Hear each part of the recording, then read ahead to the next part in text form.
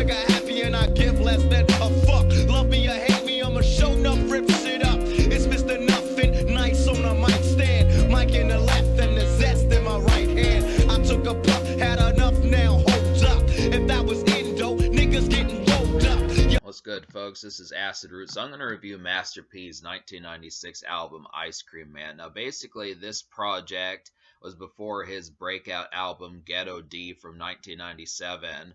But this is also kind of right in the midst of, like, gangsta rap from, like, the 90s. So this is very much a 90s gangsta rap album, and it's pretty similar to like Tupac's All Eyes on Me and other folks from the 90s like Snoop Dogg. A little bit of traces of Doggy Style in there. This is before the Dogfather, so it wasn't quite that, but just I feel like Master P kind of drew influence from some of the 90s gangster rap. Even though this is from the South, I think Master P is from New Orleans, which is Louisiana, so New Orleans rap didn't really quite blow up as much in like the 90s. This is really at the crest. This was in the G-Funk era between like 92 and about 97. So Tupac was very much still alive and West Coast rap was dominating. Dr. Dre was still maybe partially a part of Death Row.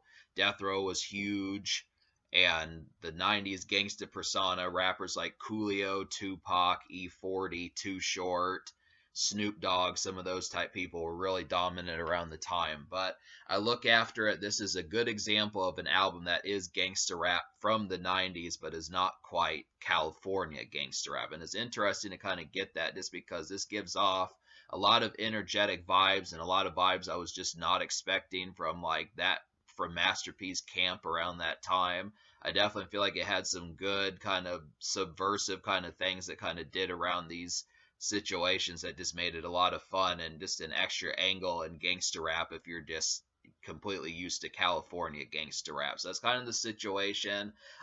I was not expecting this sort of tango in the way that this album kind of turned out. It was interesting just because the way that California kind of was. I just wonder how popular this sort of stuff was around like the winter and spring of 1996 when Master P was trying to catch up with folks like Tupac and stuff, because around that time in early 96, songs like California Love and Get Money by Junior Mafia with Biggie was kind of charting real well. So it seemed like the dominant factors were kind of Tupac, Biggie, and maybe traces of Snoop Dogg and Dr. Dre. But to see Master P kind of carving out his own lane and his own niche around that time, and the fact that he was doing it while the big wigs were kind of around still, is pretty interesting. So, but this album is not terribly much to speak of. I mean, it's lengthy.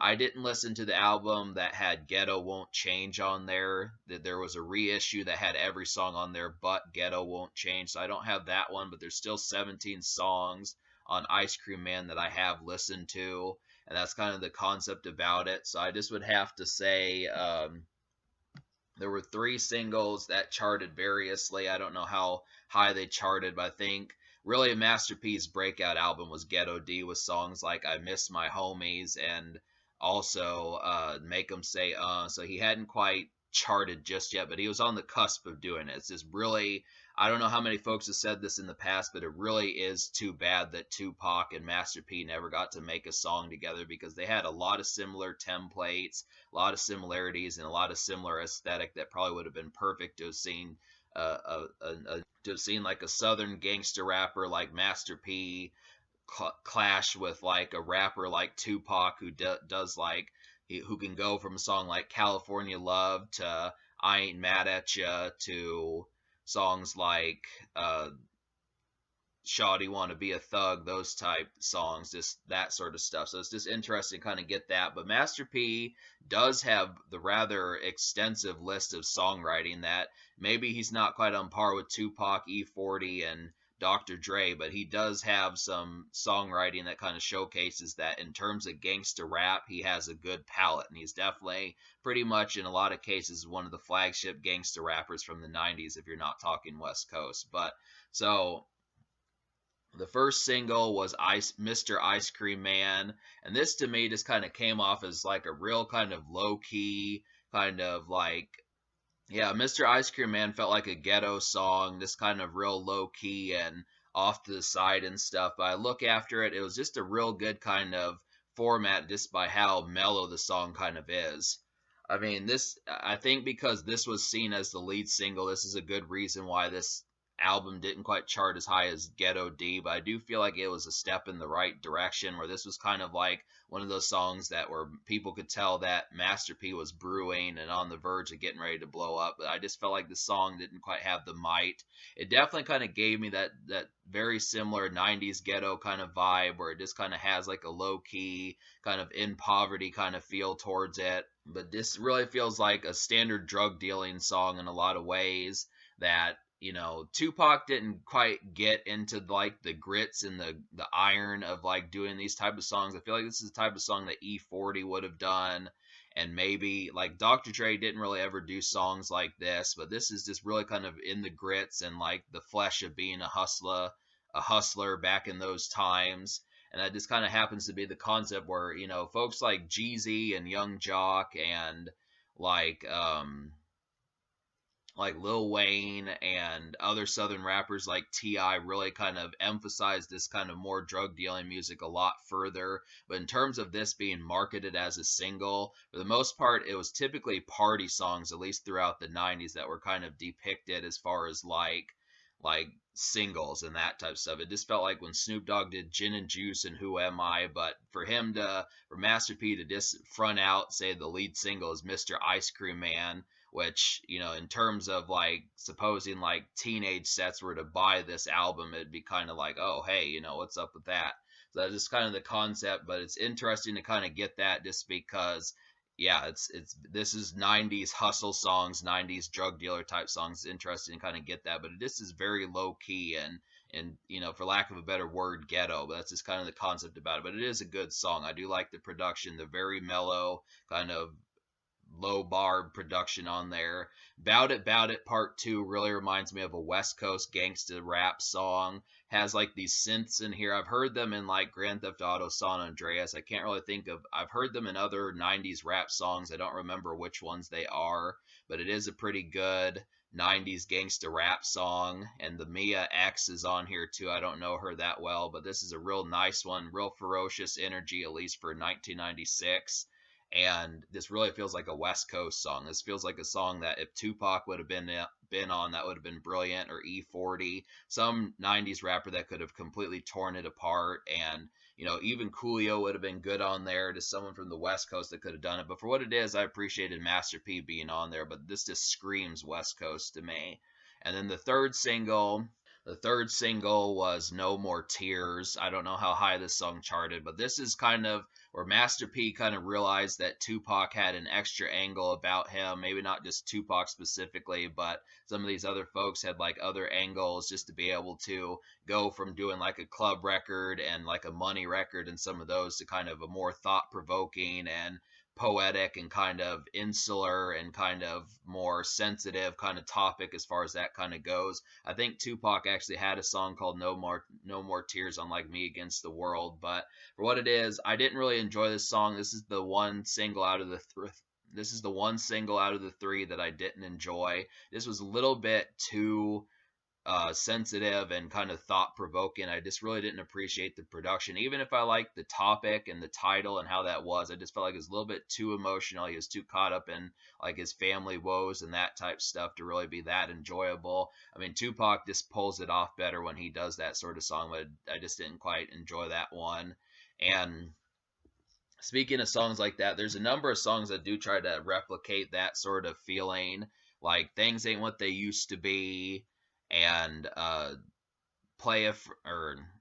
Things Ain't What They Used to Be, and Watch These Hoes try to do that, and then like Selling Ice Cream and like uh Play It From Around the Way kind of have a real kind of lackadaisical, kind of similar, not real ferocious, kind of mellow kind of energy that just is almost tepid and tame and boring in a lot of ways. I just kind of feel like there's a lot of songs on here that probably just had a little bit more just Sunday afternoon, kind of not really doing anything except just sitting on your porch or sitting in the house, not doing anything, just kind of mellowness that just didn't really have like the true feeling about it. I feel like Master P needed way more songs like Bout It 2, Mr. Ice Cream Man, and Break 'em Off Something. Those are some of the best moments, but we'll get into some of these now just to kind of talk about that. I mean, I was kind of talking about some of the ones I didn't enjoy, but there's just a lot of these on here. I feel like for the most part, the whole second half of the album after song 10,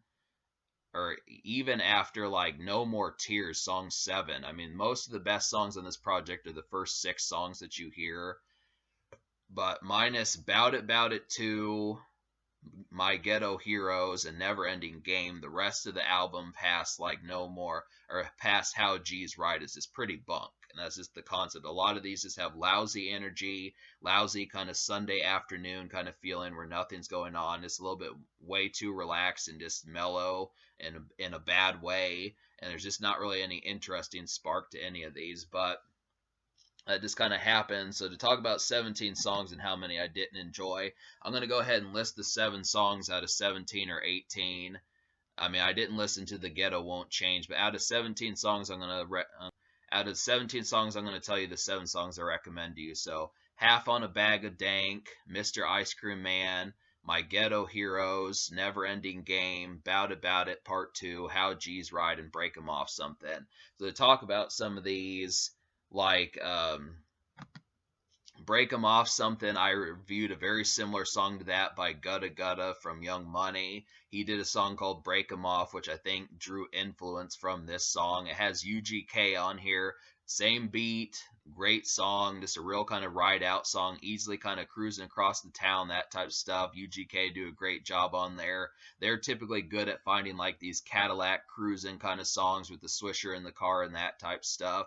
That was just a great song. It was cool to see the original version of that song. How G's Ride is another kind of cruising song. There's actually 3 cruising songs on here. It was pretty good to kind of get like some songs kind of cruising about in your whip, that type of stuff, just going about town, breezing and that type of stuff. I feel like Half on a Bag of Dank, Break 'em Off Something, and How G's Ride all kind of have that feeling. And maybe Mr. Ice Cream Man, even though that song can be on foot too. So I just don't feel like all of these, but at least 3 good cruising songs. I feel like Bout It 2 has the best energy on this whole album. It's the craziest song and the best West Coast energy and best beat damn near. And I also feel like it was pretty cool to see Master P kind of emulate Tupac's energy off of Me Against the World, where Tupac had a real kind of somber and kind of gritty and just hazy kind of song called Death Around the Corner. And Master P does a pretty excellent job of replicating that twice with the songs Never Ending Game and My Ghetto Heroes. They both kind of capture Tupac's paranoia that he had throughout the mid-late 90s. And I really like it. I like Master P's rendition. This is an example of a rendition of Master P that he pulled off pretty well. Never Ending Game and My Ghetto Heroes have some paranoia that's just pretty dope. And plus, I like the beats on there. They have a real hazy, kind of paranoia induced and just kind of sobering, but kind of in like a paranoid kind of atmosphere and just kind of, jittery. So that's pretty good. And like Half on a Bag of Dank is a good smoking song. This is another one that just kind of has like a kind of creepy feel to it, but it's also dark just in the sense that it's like a smoking song. I wish Master P would have done another song like this, but it is a solid smoking song, I would have to say. I do like the concept of Half on a Bag of Dank. That's a good one. It's kind of similar to like I Got 5 on it, and, those type 90s songs. So, but yeah, that's just kind of the concept. This album is really lacking. I mean, that's like the whole problem, is just minus like the first 6 songs, minus Time for a 187. I feel like most of the best energy on this project is at the very beginning. It's just kind of like there is some other stuff on here, but a lot of these just feel like kind of lazy energy and Sunday afternoon energy that just doesn't carry over well. And Master P is really not that good yet at pulling off Tupac's kind of sobering, kind of sensitive thug kind of formula that he does on like Me Against the World and like Thug Life Volume 1 and All Eyes on Me. He just doesn't, Master P just doesn't pull it off as well as Tupac, and he tries to do it more than once or twice. That's kind of the concept, and there's just a lot of kind of dull topics on here. Time to check my crack house, selling ice cream, and like, kind of like a rousing kind of number with About That Drama that some rousing cuts on here that try to be rousing, like "Bout That Drama" and "Back Up Off Me," that the energy just doesn't really match. I mean, I feel like Master P just doesn't quite have the energy really located for as far as kicking back and being a little bit more mellow. Not so much like he gets the mellowness down, but it's just not in the format of more like, playing dice and spades and that type of stuff and having beers and smoking a couple swishers and like maybe playing like the PlayStation or something like that with some of your homies, watching like Friday or something like that and those type movies. But I feel like that's kind of disappointing because Master P really kind of has his feet out the door and he's not really trying to be recreational and that type of stuff for the most part. I mean, it's gangster rap, but it's just not like Ice Cube Friday gangster rap where he's kind of trying to have a good time as much. I mean, for the most part, there's not really homie songs or car songs. For the most part, smoking songs minus the one song is just pretty central in this being kind of like a thuggish drug dealer that just doesn't have really much time for recreation. And then on top of that, just looking at the point, there's really not a good song for the ladies either. There's not really any R&B flavored type songs. There's no like there's just not really any like California Love or How Do You Want It or like Run the Streets, just those kind of flirty numbers that Tupac would do just to kind of hold, some for whatever chick is in Master P's life to be able to hold it down and have those kind of moments. I mean, maybe Watch These Hoes kind of does, but I really didn't care for the energy at all for that song. Just didn't really come through that well. So just talking about some of those, like the rousing numbers don't work and minus Bout It too. And for the rest of the project, it just does not have a real similar energy minus the first six or so songs of this project, where there are moments, but it's just not quite good enough. So I'm gonna give this album me liking 7 songs out of 17. I'm gonna give this album a 4.5 out of 10. I really feel like, as far as that kind of actively goes, just to truly kind of sum up, I feel like the concept behind, I like Master P when he does like the Tupac paranoia and he is a serviceable gangster rapper, but it's kind of shoddy and dicey as far as the moments that he delivers. I mean, he's not good at like the sensitive Tupac Dear Mama numbers, and he doesn't really have enough electric kind of energetic numbers. He hadn't quite made a hit, a full blown energetic hit like Make 'Em Say and like something that Tupac would do, like All I or Ambitions as a Rider. So he just doesn't have those riding out songs. He kind of has some moments, but just not enough to really be fleshed out as far as that kind of goes. So it's just kind of, I mean, he really just doesn't know how to let loose and cut loose. And that's kind of, that really slags down this project in a lot of ways. But there are moments, but they're very singular. There's one smoking song, 2 cruising with your buddies songs, and like 2 kind of paranoia songs, which are really not even that recreational to listen to in that kind of concept. So it's just kind of, in terms of like, this is not a weekend album. This is not like a just got off work album, something like that you would hear on a Friday and say, oh shit, we just got off work, it's time to kick back, go buy a 30 pack of beer, that type of stuff. It just doesn't really have that kind of energy. It's very scant moments, and the mood and the energy is pretty central. So 4.5 out of 10. On top of that, the social score I will give like a 3 out of 10, just because the 3 singles, while 2 out of 3 of them are good, there's just not a lot to really kind of convene with your homies about on this project and kick back to. It's just not a very recreational project in a lot of ways. I think it's just intended on more of like a day-to-day basis where you're just going to work or doing whatever you're doing, pretty singular in your format of just trying to put in work and pay those bills, and that's really about it. That's the whole mood for the most part towards it, but it's just pretty central. So yeah, in terms of the future, I don't know the last thing that Master P did, but I do realize that he has quite a few albums. I've reviewed at least 2 of his biggest ones. That's just kind of the concept there. So this does have some good stuff. I would still recommend somewhat getting this, but just to understand there's not a bunch of exuberance to really be had, and there's just not enough weekend numbers, I guess.